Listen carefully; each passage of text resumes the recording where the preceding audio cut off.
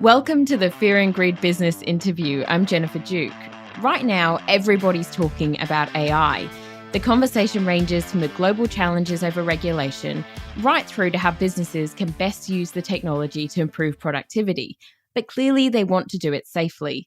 New research from global small business platform Xero shows that 80% of small businesses are concerned that AI development and adoption is outpacing regulation. James Bergen is the Executive General Manager, Technology, Strategy and Integration at Xero. He appeared last week at XeroCon, which featured plenty of discussion about AI. Xero is a great supporter of this podcast. James, welcome to Fear and Greed. Oh, thanks, Jen. It's great to be here. So that statistic is pretty remarkable. 80% of small businesses are worried that AI development and adoption is outpacing regulation. It shows just how quickly this technology has developed, doesn't it? Absolutely. Yeah, it really does. It was quite an interesting stat to see coming through from the research, particularly because we still saw some positivity from small businesses in terms of wanting to explore the space, but just how fast it's moving and how quick it's moving. And particularly even over the last, even if you just think the last sort of 6 to 9 months, how much the average person on the street is thinking about AI probably a lot more this year than they were last year. Even my parents are now talking to me about it, which is always a good sign that it's popular. So your future-focused AI research surveyed more than 3,000 small business owners from Australia, Canada, the US, UK, New Zealand and Singapore. What in particular are they concerned about? There's a number of things that sort of rose to the top of their concerns. One of the big ones was sensitive information disclosure. So this is where, especially when using some of the public-facing tools, there's a bit of concern about, am I sharing information which is going to then be used to train some of these models? How is it going to be used? How are others going to access it? Right up there with that concern was data privacy in general, so just violations of the data privacy concerns. And then I think a big one that's not just for small businesses, but is in the economy in general, is this question, shall we say, around worker displacement. And are we going to see, jobs disappear, or how much does that happen when new jobs are being created? And there's a lot of, uncertainty in that space. Definitely. And your research also found that many businesses are trying to stay ahead of the curve on AI. 32% are experimenting with AI tools. How are they managing their risks at the same time? Yeah, it's a good question. Something actually that I was actually talking to a number of accountants and bookkeepers about this when we were at XeroCon the other week, just trying to sort of see what they were seeing from their clients. And I think it ranges quite widely in terms of how people are, so we say, tentatively experimenting in some cases, and in some cases they're throwing themselves at it. One of the things we talked about was being really, really clear around which data you're using when you're involved in some of these tools. At Xero, we have our responsible data usage commitments. We use those to really guide all the work that we do in this space. And while small businesses might not have the equivalent commitments, having something that really guides them to go, well, hang on a second, is this data that I'm using for this, is that actually sensitive? Do I know exactly where it's going? Do I know how it's being used? These are questions that are really worth asking at the outset so that you don't find yourself, a little bit tangled up later on. Are you finding that the businesses are making the mistakes, though, even though obviously you're trying to communicate with them? Are they taking unnecessary risks right now? I don't know if it's unnecessary risks or if it's inadvertent risk. I think that sometimes people just don't ask maybe 2 or 3 questions of themselves ahead of the action. So especially if you think about some of the public tools that have really kind of captured the imagination of everyone out there, it's just very easy to run into them and go, oh, look, this is great and I can use it for this and I can use it for this. And so I think it's not so much, it's just trying to really think about it in the context of what would happen if I use this, or if I share this, or if someone else had access to it. And so it's different for every small business, obviously, because they have different data that they have to look after and protect as well. So there's no blanket rule. It's more a matter of trying to find what the new common sense is in this crazy new world. Stay with me, James. We'll be back in a minute.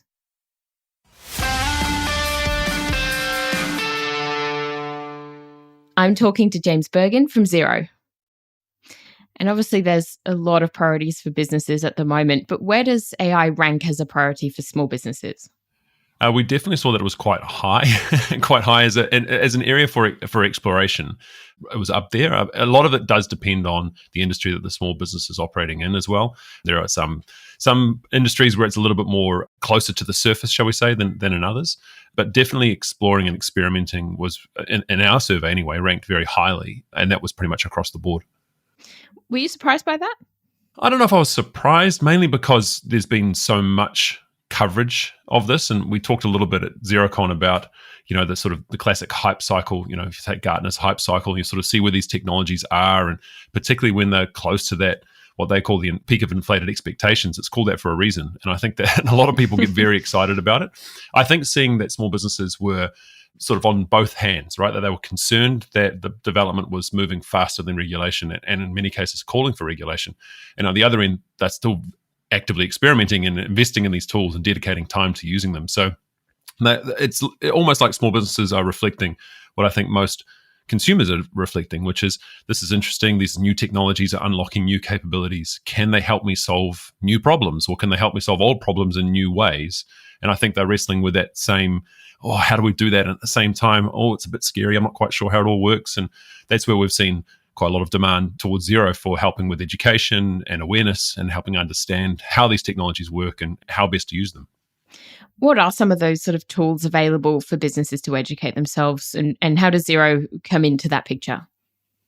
We launched a thing called Future Focus, which is pretty self-explanatory. We sort of focus on the future, and and we sort of did this last year and started to cover a number of emerging technologies. If you think about some of the cryptocurrencies and blockchain, some of those ones, through to digital payments and obviously artificial intelligence. And so we've continued to create a number of those videos and blogs and just creating content that isn't, selling a concept or a product per se. It's more a matter of explaining it from our perspective. And then we've continued to build on that. So we, as part of XeroCon, we published a future focus guide, AI guide for accountants and bookkeepers to help them navigate the impact of AI on their practices and their clients. And we've continued to create content wherever we can, really, just trying to leverage some of the expertise that we have in-house, because we've got some incredibly smart people who work for us, and they're more than happy. They're very generous with their time, and they're more than happy to share their expertise with our customers and our community. And last week also at XeroCon, there was a lot of talk about how Xero's incorporating AI into its own platform. Can you take me through how that works, what it looks like, and what kind of difference it makes to how businesses can operate? Yeah, sure. I mean, one of the things that's interesting about AI is it's not actually a new technology. It's been around in one form or another for decades now. Obviously, in the last, say, 12 to 18 months, there's been a lot of exploration of generative AI in particular.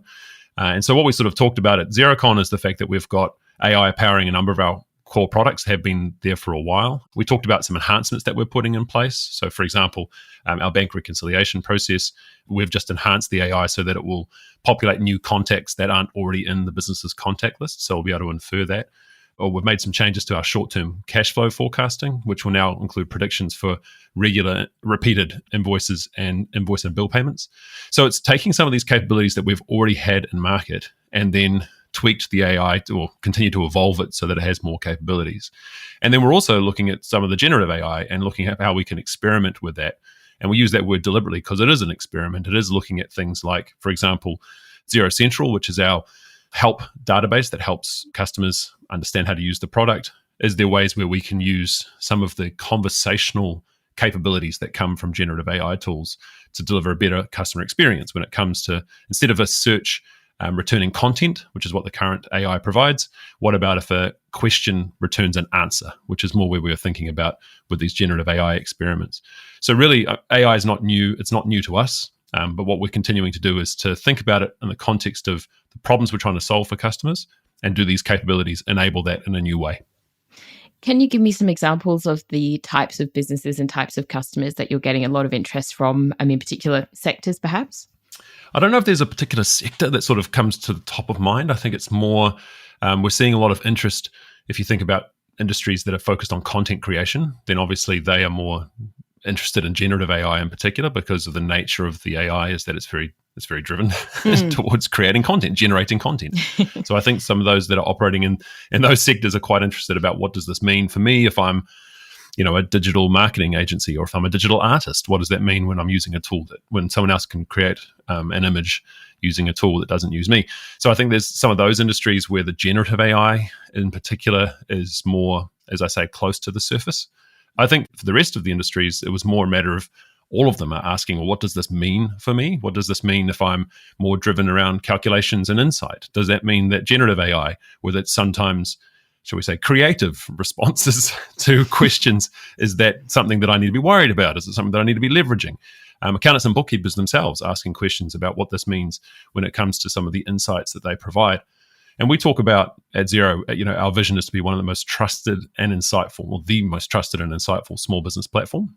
And in doing that, we have to have a balance between the insights and how we provide the right insights at the right time and the trust. So how do you ensure that those are insights you can trust? And I think that's something that's quite emerged from a number of different industries. It's not really a particular sector, but it's more saying, yes, that balance of insight and trust is what they're looking for. And that trust element is obviously very critical. And it sounds like Xero's being incredibly thoughtful about the integration of AI and different technologies. Is that part of the way that businesses can mitigate that risk? Is it being careful about the partners that they choose to work with? I mean, I think so, absolutely. I think that being clear on what is underpinning the decisions that are being made by the partners, the organizations, the platforms that small businesses use is a really important question to ask. And I think if you look in our context, we are really having that vision of being the most trusted and insightful at the top. And then, as I mentioned before, our responsible data usage commitments, these aren't just phrases. These are things that are really at the core, the principles of how we make the decisions for deploying the technology that we're using. So we're very public about that. We say, here are our responsible data usage commitments. This is what we're holding ourselves to. And I think that that's something that, for all small businesses to consider when they're thinking about using a platform, especially when we go back to those risks, those concerns that they highlighted in the survey back to us. If they're worried about sensitive information disclosure or they're worried about data privacy, these are things which it's important to ask of the tools and the platforms that they're using as well. So yeah, I do think it's very, very important. I think that's excellent. James, thank you so much for talking to Fear and Greed. My pleasure, Jennifer. Thanks very much for having me. And that was James Bergen, Executive General Manager, Technology, Strategy and Integration at Xero, which is a supporter of this podcast. This is the Fear and Greed Daily Interview. Join us every morning for the full episode of Fear and Greed, Australia's best business podcast. I'm Jennifer Duke, Economics Correspondent for Capital Brief and filling in for Sean Elmer. Have a great day.